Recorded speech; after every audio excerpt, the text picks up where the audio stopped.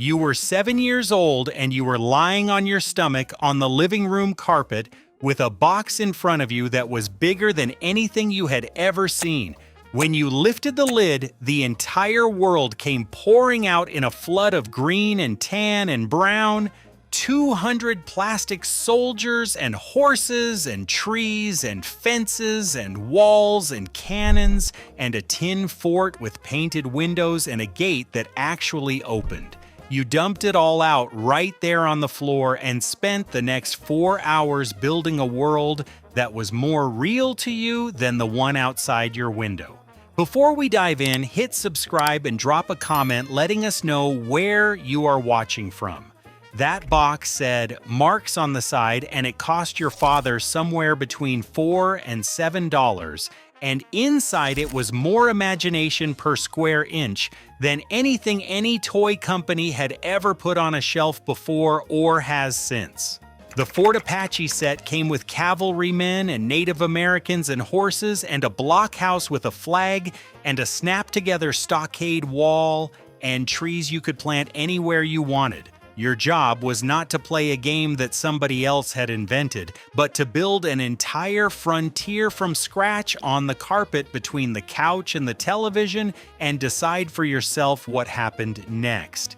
Nobody told you the rules because there were no rules. There was no instruction manual. There was no right way to set it up.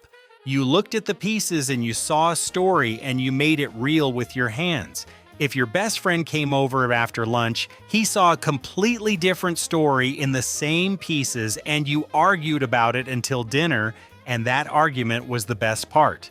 And that was only one set. If you were the kind of boy who lay on his stomach reading about Gettysburg and Shiloh and Antietam in your school library, you saved your allowance for the Battle of the Blue and the Gray, and when that box opened, it was an entirely different war with an entirely different landscape. Union soldiers in blue and Confederate soldiers in gray, a stone wall you could set up anywhere, artillery pieces that actually fired tiny plastic shells across the carpet at your brother's line of infantry, and a mansion with a wraparound porch that you set on fire in your imagination every single time, because that is what 7-year-old boys do with mansions in war zones. Some boys painted their soldiers with Testor's enamel, one at a time, giving each one a face and a rank and a name and a backstory. And when one of those soldiers fell over in the middle of a battle, it meant something because you had made him real. The smell of that new plastic when you first open the lid is something you can still recall if you close your eyes right now. That sweet chemical newness mixed with the cardboard of the box and the warmth of the room and your father's aftershave from when he leaned over your shoulder to look at what you were building. And it was the smell of possibility because everything in that box was waiting for you to decide what it would become. Then there was Battleground with its bunkers and barbed wire and mortar emplacements and the exploding pillbox that blew apart when you hit it just right. You set it up on the dining room table after your mother cleared the dishes and you played until bedtime, and then you begged for 10 more minutes and your father said 5 and you took 15 and nobody stopped you because even he wanted to see how it ended. And Guns of Navarone with the mountain fortress and the enormous cannons and the commandos scaling the cliff face, that was the set that every boy wanted, but not every father could afford because it was the big one, the expensive one. And if you got it, you were the kid on the block whose house everyone came to on Saturday afternoon. And Cape Canaveral with the rocket and the launch pad and the gantry tower and the astronauts made you feel like you were part of the space race, even though you were 8 years old and the farthest you had ever been from home was your grandmother's house in the next county. And the Prehistoric Times set with the cavemen and the dinosaurs and the palm trees and the volcano had absolutely nothing to do with scientific accuracy and everything to do with the fact that you wanted a Tyrannosaurus Rex standing next to a caveman with a club. Nobody was going to tell you that was historically impossible because it was your carpet and it was your world, and history was whatever you said it was when you were 7. The man who put all of that into a $4 box was Louis Marx. He was born in Brooklyn in 1896 to a family that had almost nothing. His father was a tailor. He finished high school at 15 and got a job as an errand boy at a toy company run by a man named Ferdinand Strauss. Within 4 years, he was managing an entire factory because he understood something that most people in the toy business did not understand, which was that a toy did not need to be expensive to be extraordinary. It needed to be full. It needed to overflow. It needed to make a child open the box and gasp, because there was so much inside that you could not believe someone had put all of it in one place for a price that a working father could afford on a Friday paycheck. Strauss fired him over a disagreement about how to sell more toys for less money. Marx joined the army, served as a sergeant in World War I, came home, and in 1919, he and his brother David started their own company with almost nothing. He went back to Strauss and bought the dies for 2 old toys that Strauss considered worthless.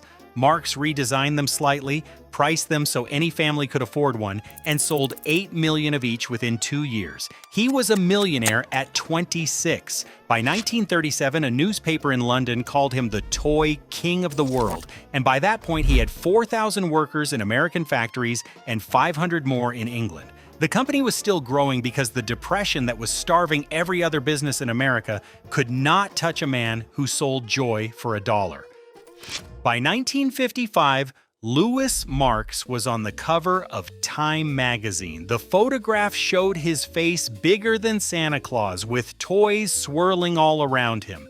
Inside the magazine, they called him the Henry Ford of the toy industry because he had figured out how to do for children's imaginations what Ford had done for the American road. His company operated 3 factories in the United States, in Erie, Pennsylvania, Girard, Pennsylvania, and Glendale, West Virginia. The Glendale plant was built inside a former aircraft factory that stretched 1/4 of a mile long, and it employed more than 2,000 people. They came to work every morning knowing that the things they were making with their hands would end up under Christmas trees in homes they would never see, in towns they would never visit, and that the children who opened those boxes would remember what was inside them for the rest of their lives. He had factories in 8 countries on 4 continents. He outsold Lionel in trains. He sold 100 million yo-yos. He invented Rock M Sock M Robots and the Big Wheel and dozens of other toys that you probably had in your house without ever knowing they all came from the same man in the same office on 5th Avenue. He had started with nothing but a fired employee's grudge, a sergeant's discipline, and an immigrant father's belief that if you worked harder and smarter than everyone else in the room, you could build something that mattered. Louis Marx had 6 rules for what made a good toy: familiarity, surprise, skill, play value, comprehensibility, and sturdiness. But if you asked any child who ever ripped open one of his boxes on Christmas morning, they would have given you a 7th rule that Marx understood better than any toy maker who ever lived. That rule was simple. A toy should make you feel like the most powerful person in the world for the amount of time it takes your mother to call you to dinner. That is what a Marx playset did. For $4 or $5 or $6, it gave you dominion over a world that you built yourself, populated yourself, and governed yourself. The only limit was the edge of the carpet and the reach of your imagination, and both of those felt infinite when you were 7. And here is the thing about Louis Marx that separates him from every other toy company founder you have ever heard of. He married a woman named Renee in 1927, and they had 4 children together, and by every account, she was the center of his world outside the toy business. In 1944, Renee was diagnosed with cancer, and she passed away at 37 years old. Louis Marx, the man who had built an empire on making children happy, fell into a depression so deep that he told people he might quit the business entirely and devote himself to raising his 4 children alone. He did not quit. He came back. He married again 3 years later, and he threw himself into the company with a ferocity that suggested he had decided that if he could not save the person he loved most, he would spend the rest of his life making sure that no child in the country went without the one thing he believed every child deserved: a box full of possibility that cost less than a dinner out. He gave away 1 million toys every single year to children in hospitals and orphanages. He believed that a child without a toy was a child without hope. That was not a slogan printed on a corporate brochure. That was what he actually did with his own hands and his own money every single year for decades. On Halloween night, hundreds of children lined up outside his 25-room mansion in Scarsdale. He stood at the door, personally handing out toys and dollar bills to every single one of them. One year, a busload of college students showed up pretending to be trick-or-treaters. He gave them toys too, because that was the kind of man he was. He was friends with President Eisenhower. The story goes that they met when Eisenhower needed a toy train repaired, and someone said you should call Louis Marx. From that night on, they were friends for life. Eisenhower came to parties at the mansion. Marx visited the White House. They exchanged gifts and letters for years. He never advertised on television because he believed that children should not be manipulated by commercials. He once said that educational toys were given by stuffy aunts and hermetically sealed parents who wash their children 1,000 times a day. He believed that a toy should sell itself by being so full of wonder that a child would pick it up and never want to put it down. For 50 years, that is exactly what happened. But Louis Marx made one decision that he could not undo, and it was the decision that ended everything. He never trained a successor. He had learned from watching his old boss, Ferdinand Strauss, get pushed out of his own company that the man at the top should never let anyone get close enough to replace him. So for 50 years, Louis Marx ran his entire empire by telephone from an office on Fifth Avenue in New York. He never visited a factory after 1950, and he never shared his methods or his instincts with anyone who could have carried the company forward after he was gone. By 1972, he was 76 years old, and he was tired. There was no one to hand it to, so he did the only thing he could do. He sold Louis Marx and Company to the Quaker Oats Corporation for $53 million and walked away. What happened next is one of the most painful stories in the history of American business, and every person who ever worked on a Marx assembly line or opened a Marx box on Christmas morning will tell you the same thing. They say that what Quaker Oats did to Marx Toys was not a business decision, it was a betrayal. Quaker Oats was a cereal company. They made oatmeal and granola bars, and they had recently bought Fisher-Price, and they thought they understood toys because they understood breakfast. They did not. The first thing Quaker Oats did was look at the Marx product line and decide that the military toys had to go.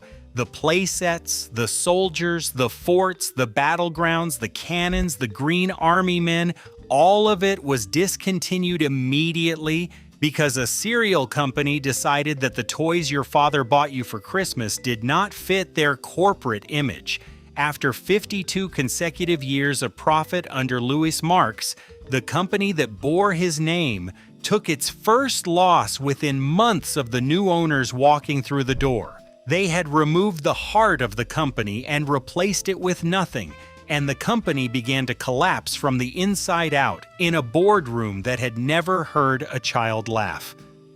The factory started closing. Erie was shut down in 1975, and 440 workers lost their jobs in a town that had been making Marx toys since the Depression.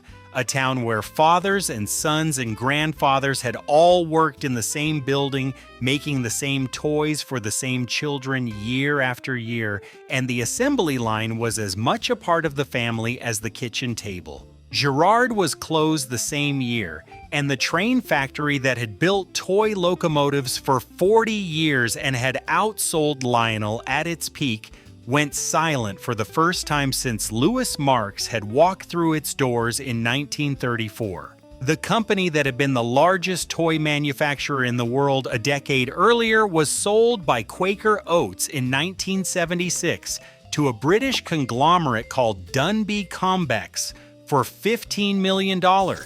Quaker Oats had paid $53 million for the right to destroy a company that had been profitable for half a century and then sold what was left for $15 million, a loss of $38 million. The British owners tried desperately to save it, but it was already too far gone because you cannot remove the heart of a company and expect the body to keep walking.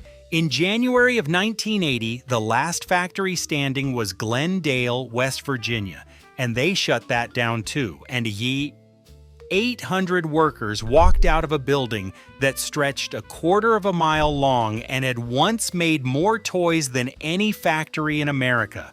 They locked the doors behind them for the last time. Some of those workers had been there for 30 years. Some had started on the assembly line as teenagers and had raised families, paid mortgages, and sent children to college on wages earned by putting plastic soldiers into boxes that would travel to living rooms they would never see.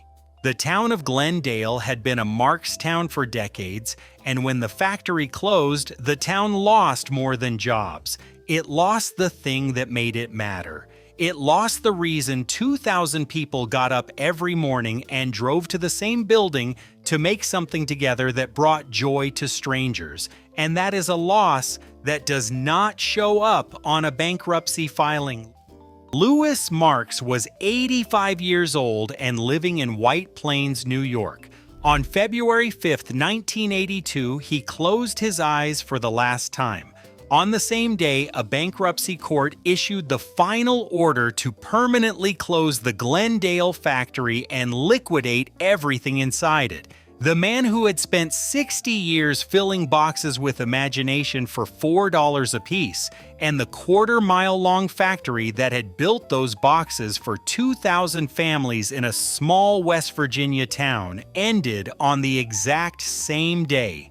Whether that was coincidence or something deeper is a question that everyone who ever opened a Marx playset on Christmas morning can answer for themselves. The mansion in Scarsdale was eventually sold to a developer who tore it down and built luxury homes on the grounds. The only thing left is a pair of stone pillars at the entrance to a road that leads to houses where no one knows that the toy king of the world once stood at the front door on Halloween night, handing out dollar bills and smiles to every child who came. The Marx Toy Museum opened in Moundsville, West Virginia, near the old Glendale plant in 2001 to keep the memory alive, but it could not sustain itself and it closed permanently in 2016. Even the museum that remembered him could not survive. But somewhere in your house right now, in a drawer or a closet or a box in the attic or a bin in the basement, there's a small green or tan or gray plastic figure with a rifle or a sword or a flag or a horse. If you pick it up and turn it over, there's a very good chance it says Marx on the bottom, and the weight of it in your hand will bring back a morning that smelled like new plastic and cardboard and your father's coffee, and the sound of a boy dumping 200 pieces on the living room carpet and spending the next 4 hours on his stomach building a world that existed nowhere else in the universe except inside his own imagination. That was the gift Louis Marx gave to every child who ever opened one of his boxes. He gave you more toy for less money, and he gave you more world for less effort, and he gave you a carpet full of possibility for the price of a Friday paycheck, and then a cereal company took it away. If you had a Marx playset, tell us which one. Fort, Apache, Battleground, Blue and Gray, Navarone, the Alamo, Cape Canaveral, the dinosaurs, we want to know. Drop it in the comments. We read every single one.